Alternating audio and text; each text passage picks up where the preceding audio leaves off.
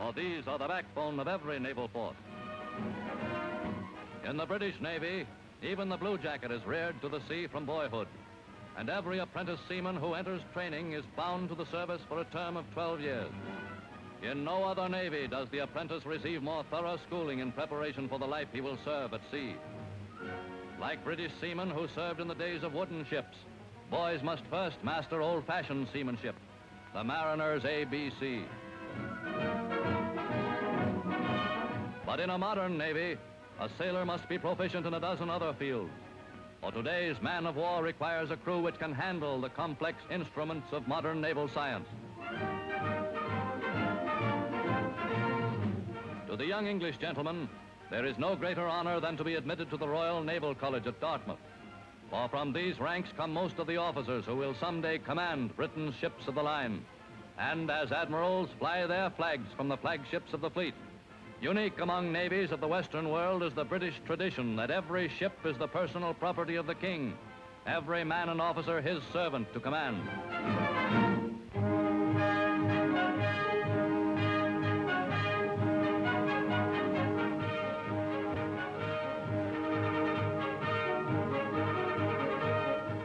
Since Britain entered the Second World War, the already heavy responsibilities of the China Squadron have become more serious than ever before. Britain, by reason of her financial, industrial, and commercial activities, has long occupied the foremost position in the Far East. And communities of British subjects, some large, some small, are to be found in every port in that vast region stretching from the Indian Ocean to the China Sea. The most important of these communities is that which lives in the little island of Hong Kong, and the few square miles on the adjacent mainland, which have been a British colony since 1841. Entrusted with the task of protecting all these communities, the China Squadron has had its hands full indeed.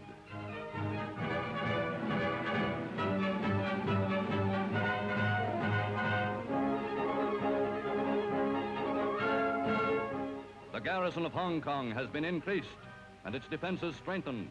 But Britain's chief defense in the Orient still remains the China Squadron, always ready to protect British lives and property. And should a sudden emergency arise, to evacuate every British subject from certain areas to a port of safety.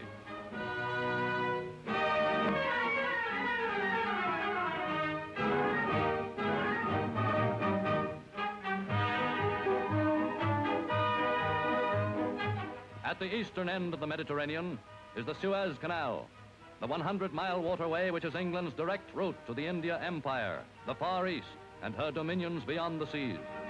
Through Suez must pass long lines of transports and supply ships, reinforcements for the Western Front. The British Navy has no mission more important than to keep these long lines moving, keep the Mediterranean an open waterway. By the side of England are the people of Egypt, through whose land the Suez Canal passes.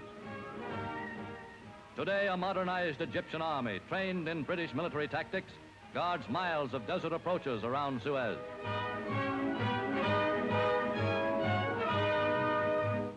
Working with the Mediterranean fleet are the warships of England's ally, the Republic of France. French squadrons and flotillas are keeping open the Mediterranean routes between France and her colonies in North Africa. For today, as in the last World War, France is drawing heavily upon Algeria and Morocco. From these rich reservoirs must come food for her people and her armies.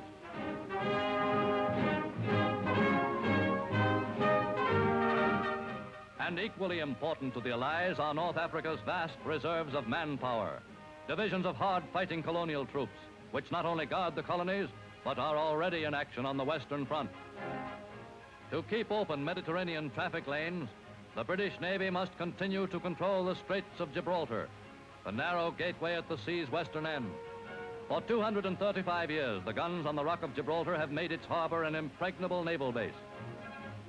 And today, with the Mediterranean fleet able from this base to prevent any enemy ship from gaining access to Europe's inland sea, only the entry of Italy into the war on the side of Germany could offer any challenge to Allied control.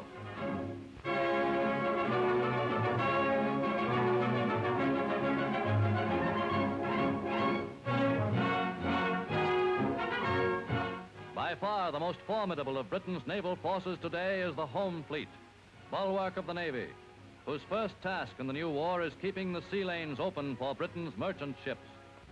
To feed Great Britain's 50 million people, more than 150 ships a day must bring their cargoes to British docks. For to exist in war or peace, England must import much of the food she eats. Though the British Navy has swept German merchant shipping from the seas, once again German submarines are slipping through the minefields and the patrols of Britain's North Sea blockade to raid British commerce, sink every cargo carrier of whatever nationality that comes within range of their torpedoes and their guns. To rid the sea lanes of German raiders, which have already taken a heavy toll of Allied and neutral merchantmen, is the first and most pressing defensive operation of the Empire's naval forces. But what progress destroyer flotillas are making against the U-boat menace, no man knows. For the Royal Navy, the most silent of England's services, issues few reports on the effectiveness of its anti-submarine campaign. But naval experts know that today's depth bombs are far more destructive than they were in the last war.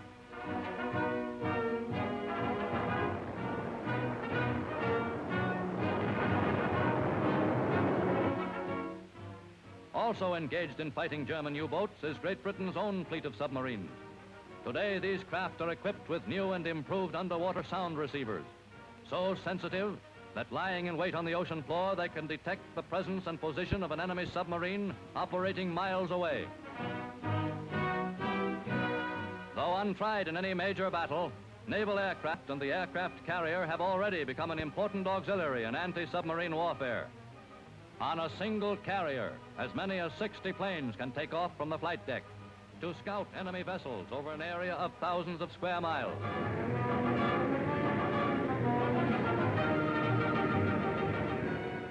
Because bulky aircraft carriers are themselves broad targets and highly vulnerable to attack, every one of these great ships of war is now convoyed by destroyers. And today on every aircraft carrier is mounted a series of rapid-fire long-range anti-aircraft batteries.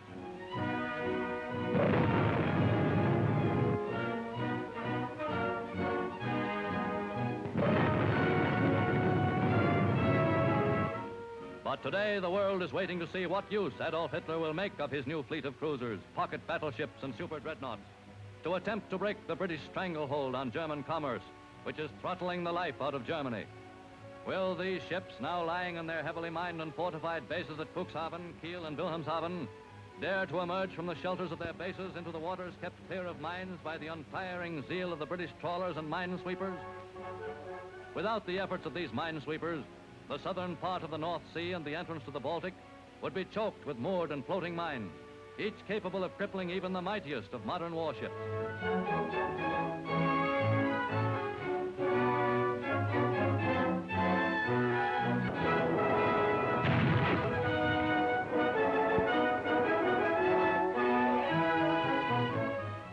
Will the German ships dare to risk coming face to face with the full striking power of the mightiest naval force the world has ever seen?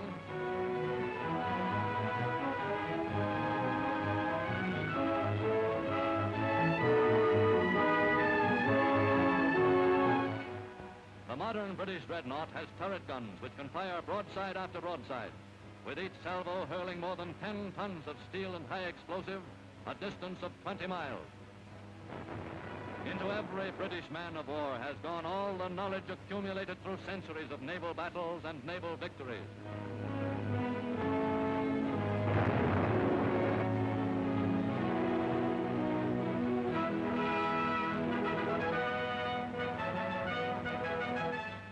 And today, with the Empire once more engaged in a great war with Germany, the British people are certain that those who man their battle fleets in the service of the King will once again win victory for England on the seas. Time marches on.